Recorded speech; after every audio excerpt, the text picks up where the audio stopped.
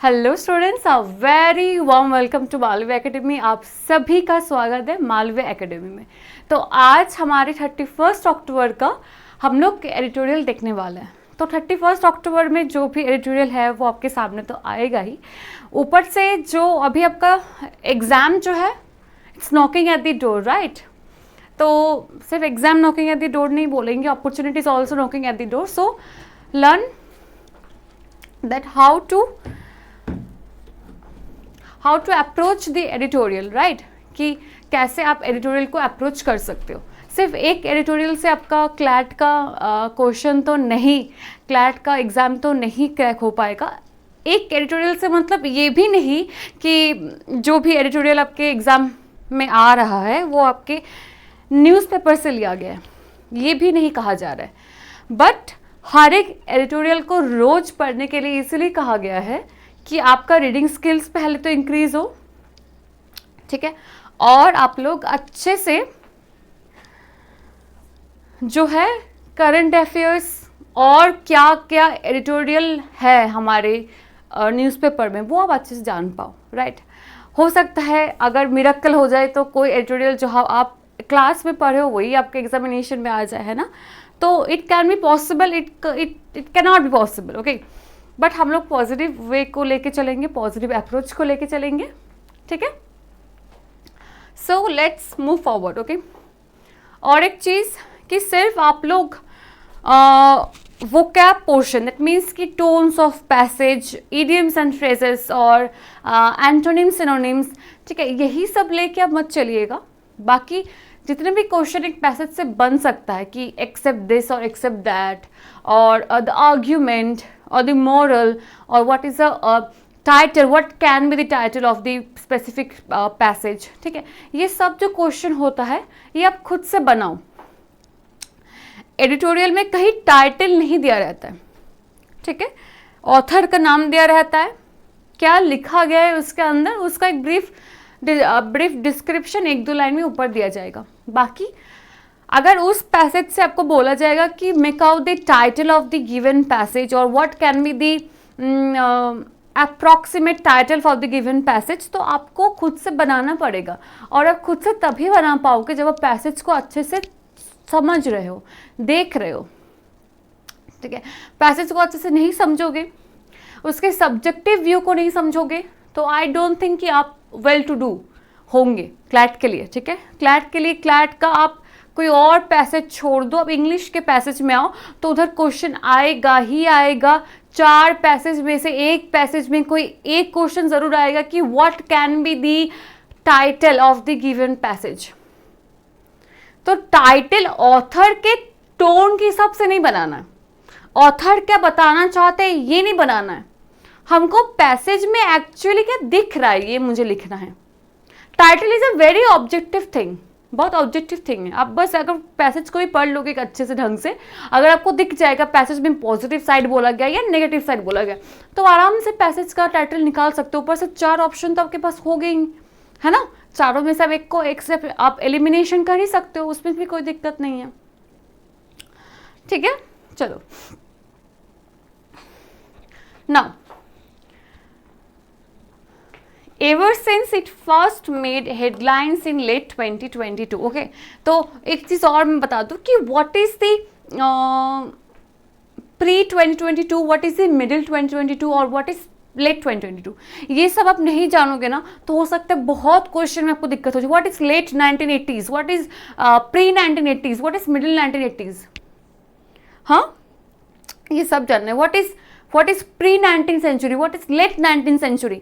19th century मतलब होता है every year which is coming under 1800, right।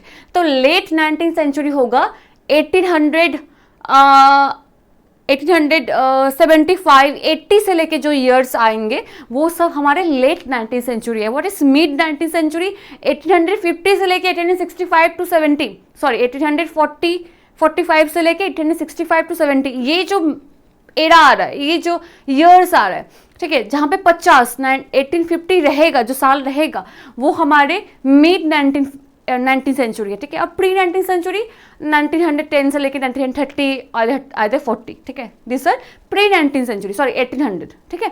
सो ये चीज़ आपको देखना है, ये जो मतलब होता है ना, ये आपको समझना है, ये वर्ड्स का मतलब। हो सकता है ऐसे क्वेश्चन में भी कहीं घुमा फिरा क्वेश्चन दे दे, आपको नहीं पता होगा तो नहीं कर पाओगे, है ना। चलो, तो ever since it first made headlines, तो जब से बना है, और ये जो जब से हेडलाइंस में है, कब से है, लेट 2022 से, ठीक है। लेट 2022 मतलब 2022 में कितने सारे महीने हैं, 12 महीना। 12 महीने में से लास्ट के 3-4 महीना जो होगा वो लेट 2022 में आ जाएगा, ठीक है। The capabilities of generative artificial intelligence, okay, in swiftly and expertly producing text, art and music. तो इधर क्या बोला गया है, the capabilities of generative artificial intelligence. तो जनरेटिव आर्टिफिशियल इंटेलिजेंस का जो कैपेबिलिटीज है, ठीक है, एक minute,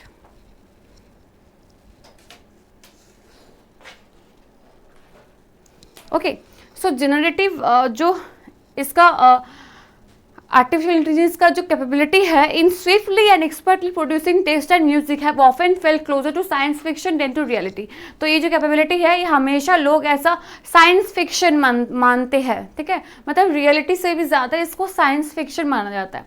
okay, what is fiction and what is non fiction? Fiction which are in imaginative form, जो हम इमेजिन करते हैं, अच्छा ये हो सकता था।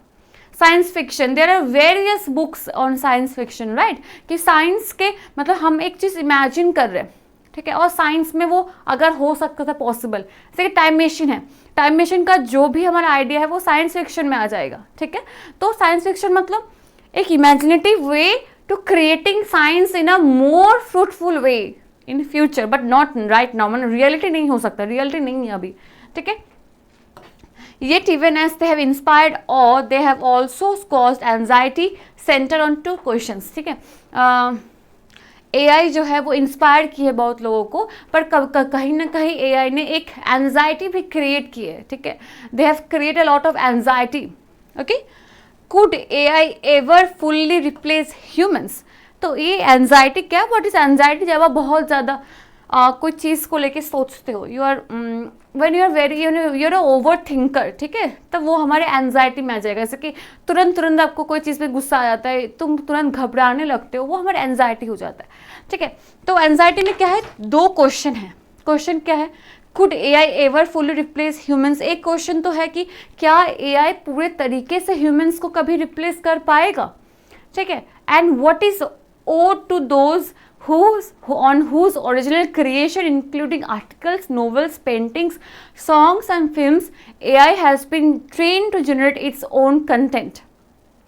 ओके, ठीक है। तो जिन लोगों के ओरिजिनल कंटेंट है, जो लोग ओरिजिनल गाने बनाए हैं, कुछ और लिखे हैं, कंटेंट राइटर हैं, क्या वो AI उसको कॉपी करेगा या फिर AI खुद से भी कोई कंटेंट बिल्ड करेगा? There are 2 question, okay.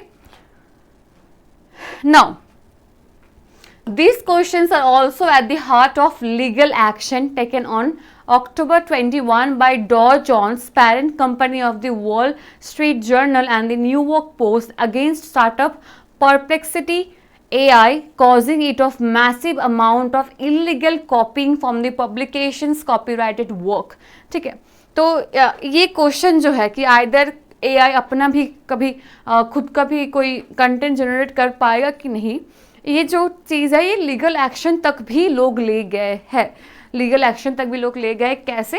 ये 21 अक्टूबर में डॉ जॉन्स बोल के एक नाम के एक व्यक्ति है, जिनका parent company, okay, Wall Street Journal है and the New York Post, against, और अगेंस्ट क्या किया, AI के अगेंस्ट केस किया है, ये एक्यूजिंग करते हुए कि उनके कॉपीराइटेड वर्क को AI कॉपी करते हैं, AI कॉपी कर रहे हैं, ठीक है, ओके।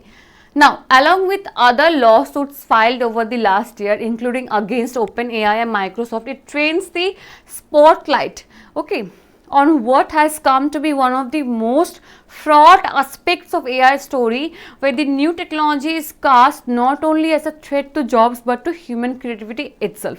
तो AI जो है वो सिर्फ और सिर्फ एक कोई कंटेंट को कॉपी करना या फिर जॉब्स जैसे कि अगर आप AI का ज़्यादा यूज़ करोगे, ठीक है, अगर आप बहुत ज़्यादा एआई का यूज़ कर रहे हो, ठीक है, तो आप एक कंपनी चलाते हो तो आपको एआई, आप सब्सक्रिप्शन ले लो, तो आपको एम्प्लॉय रखने की ज़रूरत नहीं है वो एक्सेल शीट ये सब बनाने के लिए, एआई खुद बना देगा, ठीक है। तो ये तो जॉब के प्रति मतलब जो जॉब जो है वो तो कम हो ही रहा है ह्यूमंस के लिए, ठीक है। ऊपर से और क्या थ्रेट है कि but to human creativity itself, और ह्यूमन क्रिएटिविटी को भी कम कर रहा है। कैसे ह्यूमन क्रिएटिविटी? मतलब जब आप कोई चीज़ अच्छे से बनाते हो, खुद से बनाते हो, है ना, तो आपके पास एआई हो जाएगा, तो क्या आप कोई चीज़ को खुद से बनाओगे? आप नहीं बनाओगे, आप नहीं प्रेफर करोगे बनाना, है ना, कि अच्छा क्रिएटिविटी मैं क्यों बनाऊँ, मैं क्यों अपना दिमाग लगाऊँ, क्यों अपना टाइम लगाओ, क्यों अपनी एनर्जी लगाओ, just use AI and just copy from that, okay. तो ह्यूमन का जो ब्रेन है, जो क्रिएटिविटी है, वो भी धीरे धीरे स्लो डाउन हो रहा है, ठीक है। Now this latest chapter in the history of technology is in a sense no different from previous ones, whether it was the printing press, photography or even the internet. Anxiety about how a new technology might alter society has long cast a shadow over human ingenuity, okay.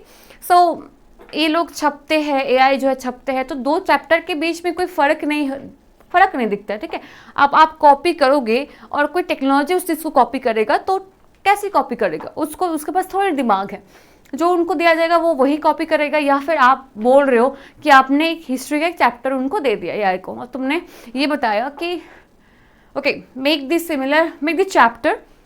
Another chapter based on the keywords on this chapter, ठीक है। तो आप AI जब दूसरा chapter बनाएगा उस same keywords को लेके, तो सेम चैप्टर बनाएगा, सेम हिस्ट्री का चैप्टर बनाएगा, आपको कोई भी फर्क नहीं दिखाई देगा, है ना। तो whether it was the printing press, photography or even the internet, anxiety about how a new technology might alter society, okay. Legal action connected to AI could show the way towards addressing such concern, okay. So जो भी legal action AI के against लिया गया है, ठीक है, show the way towards addressing such concerns, वही legal action रास्ता दिखाएगा कि कैसे एआई के खिलाफ आप एक्शंस ले सकते हो, okay. We as the normal person we do not know that how to take action on something else which is not human being, which is a technology. We are not having any knowledge of legal, right? But जो भी legal का ज्ञान रखते हैं उनको पता है कि कैसे क्या चीज़ को क्या हैंडल करना है, ठीक है, okay. But they must not be allowed to stifle the growth of a technology that has a huge transformative potential, ठीक है। Now AI represents a paradigm shift in how long-standing and complex questions in fields such as physics, mathematics and medicine are addressed, a fact acknowledged by the Nobel Committee this year. While the Physics Prize recognized the foundational work that enables machine learning with artificial neural networks powering AI generative capabilities, the Chemistry Prize recognized the use of AI in decoding and creating proteins, work that has huge implication for the discovery of new drugs and curing ailments arising from the protein disorders like Parkinson disease and Alzheimer's. तो इसमें ये बोला गया है कि AI एक paradigm represent करता है जहाँ पे जो टफ क्वेश्चन होता है in the field of physics, mathematics and medicine, वो अच्छे से एड्रेस किया जाता है, ठीक है, एड्रेस किया जाता है। और यही फैक्ट नोबेल कमेटी द्वारा एक्नॉलेज किया गया। What is acknowledge? When someone is doing good things, okay, you are praising them, that is the type of acknowledgement, you are giving them validation, okay, you are praising them, that is acknowledgement. तो Nobel committee ने AI को acknowledge किया कि yes, the AI is doing a very good work in the field of physics, medicines, mathematics and etc. and chemistry, biology also, ठीक है। For example, if you see that in physics prize recognize the foundational work, physics prize ने foundational work को recognize किया है जहाँ पे machine learning with artificial neural networks, तो physics के फील्ड में भी एआई बहुत ज़्यादा काम किया है, बहुत ज़्यादा अच्छे से मदद किया है, हेल्प किया है फिजिक्स के फील्ड में। ऊपर से in chemistry also you will see there discovery of new drugs and curing elements arising from protein disorders. तो बहुत सारे डिजीज़ जो केमिस्ट्री बायोलॉजी में पाया जाता है उसके लिए भी मतलब उसके फेवर में भी AI ने बहुत सारे समस्या का समाधान भी दिया है, ठीक है। तो AI is not only harmful, it is as beneficial, okay. तो yes, AI is harmful for someone for the job, okay, for not copying, okay, कि कॉपी ना करे कोई, क्रिएटिविटी के लिए बहुत हार्मफुल है, okay. But when you are want some answer like in science, science के लिए AI बहुत हेल्पफुल है, क्योंकि साइंस में आपको क्रिएटिविटी नहीं दिखेगा, साइंस में जो है आपको वही दिखेगा, आपको इधर उधर नहीं करना है साइंस में, ठीक है। तो AI is very helpful for science, but if you are designing something, if you are a good dancer और if you are students from arts, तब आपको AI में थोड़ी दिक्कत हो जाएगी, ठीक है। चलो, now the challenge of AI right now is not that it is developing too much. तो AI के सामने चैलेंज ये नहीं है कि AI बहुत जल्दी जल्दी बहुत फास्ट डेवलप हो रहा है, but that it is developing very quickly, okay. So AI develop हो रहा है, ये दिक्कत की बात नहीं है, पर AI बहुत जल्दी जल्दी ह्यूमंस के बीच में डेवलप हो रहा है, ह्यूमंस के बीच में, टेक्नोलॉजी के बीच में बहुत जल्दी डेवलप हो रहा है, ये दिक्कत की बात है।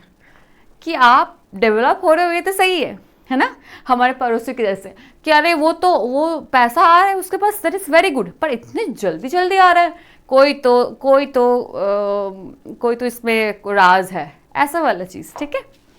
चलो, the task before stakeholders including industry and government is to find a way to keep up and address issues such as copyright and trademark infringement, privacy, data security and the generation of false information or hallucination, okay, yes, this is also a problem. सो उसमें ये बोला गया है the task before stakeholder के सामने जो task दिया जाता है including industry and government is to find a way to keep up and address issue. तो स्टेकहोल्डर के सामने एक टास्क दिया जाता है जहाँ पे इंडस्ट्री या गवर्नमेंट में ये देखा जाता है कि either the work are being copyright infringement या फिर किसी और से लिया गया है, या फिर वो असलियत में अपना ही काम है कि नहीं, उसमें ट्रेडमार्क कॉपीराइट है कि नहीं, ठीक है, उसमें प्राइवेसी है कि नहीं, डेटा सिक्योरिटी है कि नहीं, ठीक है, और and the generation of false information or hallucination, ठीक है।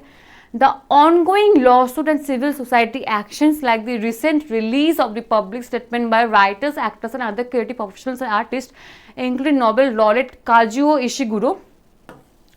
He is from, I think he is from literature background, as per I think, मुझे जितना मुझे लगता है ये literature background में है, और maybe he is from I have to go forward, ठीक है, मुझे ये एक बार सोचना है, पर ये लिटरेचर से है, I am sure, okay. Highlight this very concerns, they must lead to more dialogue and understanding, not paranoia and doomsday pronouncement, ठीक है। तो यही बोला गया, ये सभी लोग यही एग्री किए हैं कि AI is good, okay, AI is good, okay, but they have to highlight the concerns. They not only have to move towards the copying and copying the dialogue, copying everything, but they have to think of themselves कि हम लोग कुछ अच्छा कैसे कर पाए AI को कम से कम यूज करके, ठीक है। AI is good, AI is in this recent world, in this modern world, AI is a blessing, but still for some other thing AI is also a curse, ठीक है। So this, अब इसका क्या हो जाएगा, इसका टाइटल अगर आप देखोगे तो AI is it a boon or a bane, okay, this can be your title, is it a blessing or a curse, ठीक है, ये भी आपका टाइटल हो सकता है, ठीक है, या फिर जैसा आपके ऑप्शंस में होगा। I have just told you कि इसका अप्रॉक्स टाइटल क्या हो सकता है, ठीक है। चलो,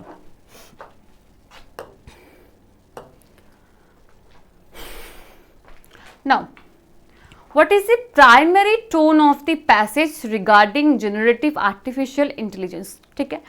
तो okay, I have told you boon और बेन, दैट मीन्स कि जब भी आपके सामने ऐसा कोई टाइटल आता है कि आइदर ये पॉजिटिव है और ये नेगेटिव है, ठीक है, ये टाइटल जब आता है तब आपको ये समझना चाहिए कि पैसेज एक न्यूट्रल फॉर्म में है, तभी आपसे क्वेश्चन पूछा जा रहा है कि आइदर ये पॉजिटिव है और ये नेगेटिव है, ऐसा एक टाइटल आपको दिया जा रहा है बनाने के लिए, ठीक है।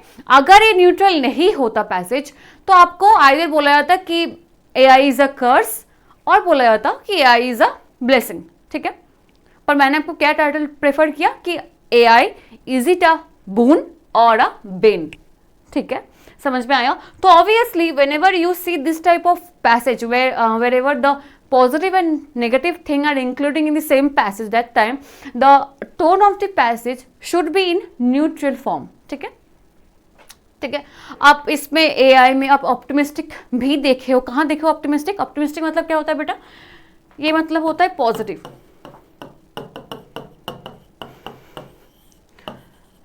ये आपने कहाँ देखा? ये ऑप्टिमिस्टिक अपने कहाँ, सॉरी पॉजिटिव अपने कहाँ देखा?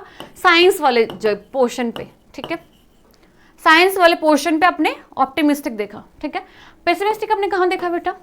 एकदम पहले सोच के देखो, पहले सोच के देखो. कॉपीराइट इन्फ्रिंजमेंट, प्राइवेसी, क्रिएटिव, ये सब जो खराब हो रहा है ये होता है पेसिमिस्टिक. ठीक है, तो इसमें तो पूरा पूरा पॉजिटिव है भी नहीं, पूरी की पूरी नेगेटिव भी नहीं है. ठीक है, सो दिस इज न्यूट्रल. चलो, which of the following best captures the phrase cast a shadow as used in a passage? ठीक है, okay, what is the meaning of cast a shadow? Okay, so you have to understand what is the meaning of shadow. shadow मतलब होता है छाँव. ठीक है, और cast मतलब क्या होता है ये तो आपको पता ही होगा. ठीक है, so the examples are to hide something, to illuminate, to create uncertainty. Uncertainty मतलब जिस चीज का आपके पास पॉसिबिलिटी ना हो. ठीक है,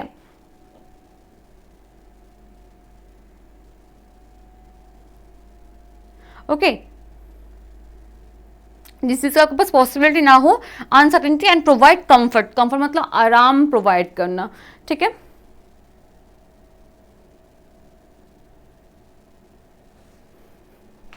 ओके, सो ओके, तो एक जगह पे धूप आ रहा है मानो, और मैं किसी भी चीज़ से देखिए इस जगह को शैडो मतलब छाव दे रही हूँ, छाव प्रोवाइड कर रही हूँ, तो क्या हो जाएगा? सो टू इल्यूमिनेट नहीं होगा, प्रोवाइड कंफर्ट नहीं होगा.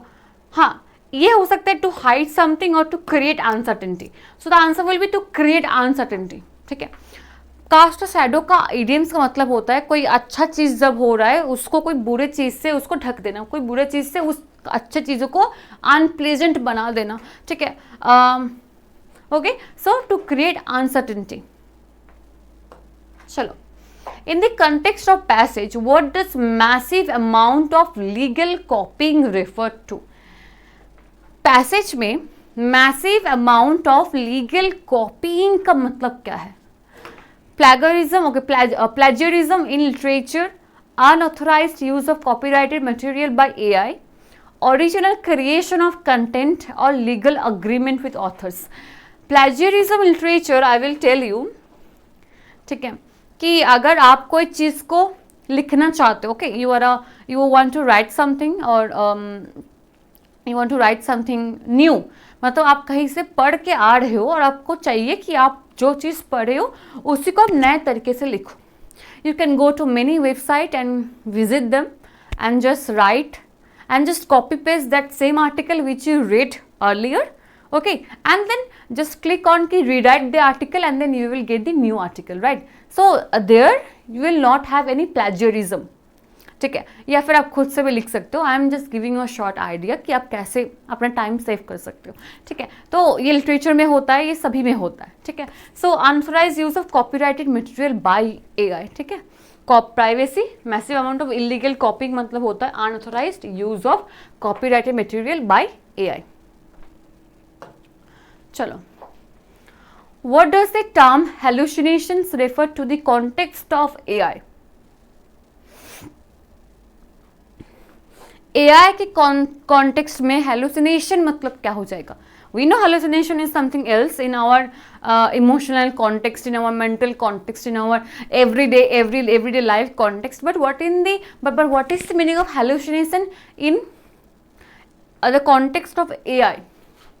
Visual perception, creative inspiration, emotional responses, or errors in generated content. Okay, hallucinations in the context of AI is the errors in generated context. Okay,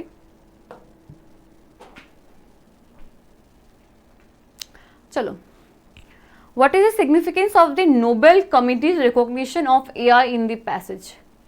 okay, Nobel committee, okay, Nobel जो committee ने जो recognise किए थे AI को, तो why it is important, okay, what is significance, उनके recognise करना AI को क्या इंपॉर्टेंस रखता है, ठीक है. It dismisses AI impact, it highlights AI potential in scientific advancement, it focuses on the dangers of AI and promotes AI in entertainment. Okay, so basically it highlights AI potential. इन्होंने दिखाया है कि कैसे AI का potential है to work in a very good manner in scientific field, right.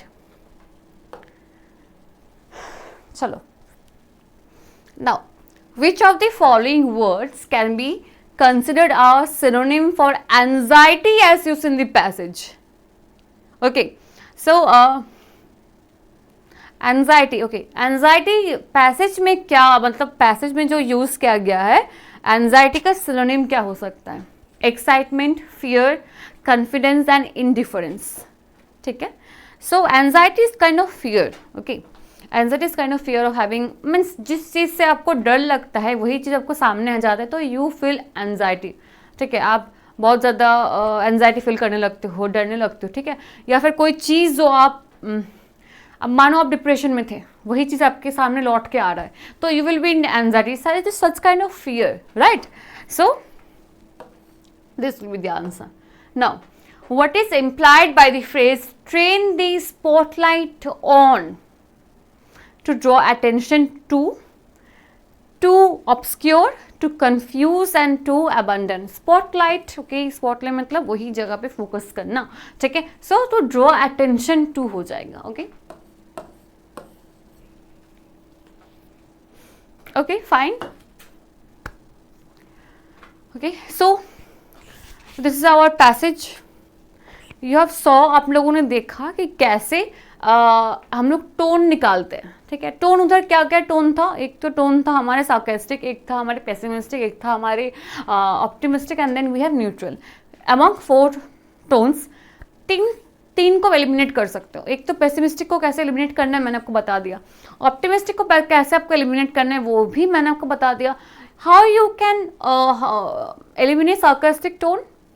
Sarcastic tone को eliminate आप तभी कर सकते हो जब आपके मतलब कोई पैसेज में कहीं पे टॉन्ट नहीं मारा जा रहा है, कहीं सर्कज़म नहीं यूज़ किया जा रहा है तो वो हमारे सार्कास्टिक टोन हो जाएगा. ठीक है, सार्कास्टिक टोन नहीं होगा, अगर नहीं मारा जा रहा है तो नहीं होगा, अगर मारा जा रहा है पैसेज में तब वो सार्कास्टिक टोन होगा.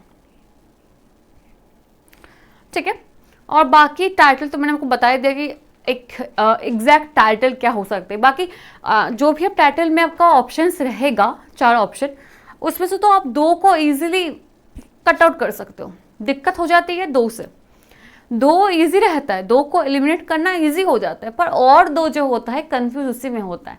तो ऐसे जब पैसेज आता है जहाँ पे पॉजिटिव नेगेटिव दोनों इम्पैक्ट दिखाया जाएगा तो वो हमारे क्या हो जाएगा, that will be our neutral passage, critical, analytical.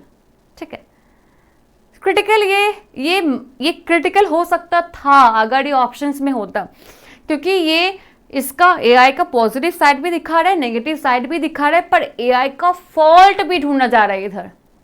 ठीक है, एआई का फॉल्ट भी ढूंढना जा रहा है. ठीक, अगर आपको याद नहीं है टोन्स ऑफ पैसेज के बारे में, टोन्स ऑफ पैसेज का जो भी हमारे पास है मतलब लेक्चर्स पढ़ा हुआ है यूट्यूब में, हम जाओगे तो उधर एकदम क्लियरली बताया गया है कि what is the meaning of which tone. 32 tones है may be, yes, between 28 to 32. तो आपको उधर से अगर वही आप कर लोगे ना तो बहुत आराम से कर लोगे उसको. ठीक है, तो बहुत आराम से कर लोगे.